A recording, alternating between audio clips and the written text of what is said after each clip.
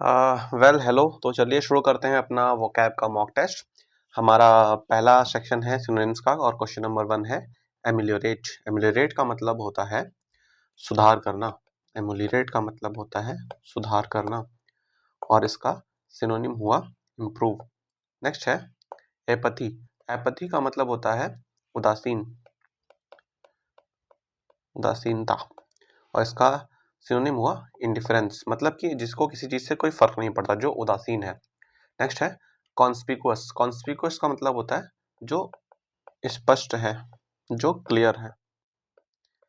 इसका सिनोनिम हुआ noticeable, option number B. Question number 4 है जुबिलेंट। जुबिलेंट का मतलब होता है जो अत्यधिक खुश है, जो बहुत ज्यादा खुश है और इसका सिनोनिम हुआ जॉयफुल। नेक्स्ट है स्टर्न।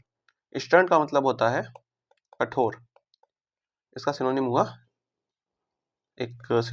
फर्म और इसका आंसर हुआ ऑप्शन नंबर बी यानी कि स्ट्रिक्ट।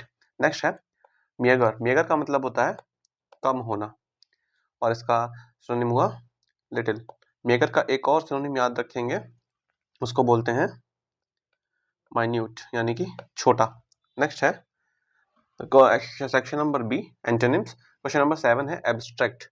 एब्स्ट्रैक्ट का मतलब होता है अमूर्त और इसका एंटोनिम हुआ कंक्रीट। इसका एंटोनिम हुआ concrete, option number A. Next है हॉस्टिलिटी। हॉस्टिलिटी का मतलब होता है दुश्मनी या फिर घृणा और इसका एंटोनिम हुआ फ्रेंडशिप। इसका एंटोनिम हुआ फ्रेंडशिप। नेक्स्ट है क्वेश्चन नंबर 9 फ्रेजाइल। फ्रेजाइल का मतलब होता है नाजुक। फ्रेजाइल का मतलब होता है नाजुक और इसका एंटोनिम हुआ ऑप्शन नंबर ए हार्ड। इसका एंटोनिम हुआ option number a hard.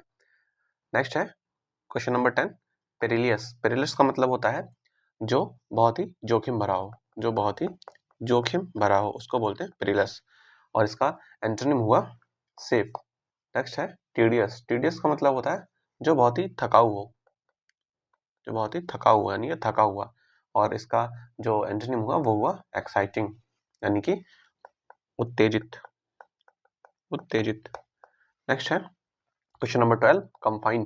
Confine का मतलब होता है जो किसी चीज को सीमित करता है यानी कि लिमिट करता है। इसका एक सिनोनिम हुआ लिमिट और इसका मतलब हुआ सीमित करना, किसी चीज को प्रिवेंट करना, रोक के रखना।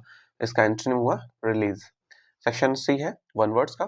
तो क्वेश्चन नंबर 13 है वन हु नोज एवरीथिंग। एक ऐसा इंसान जो सब कुछ जानता है उसको बोलते हैं ओमनिसिएंट।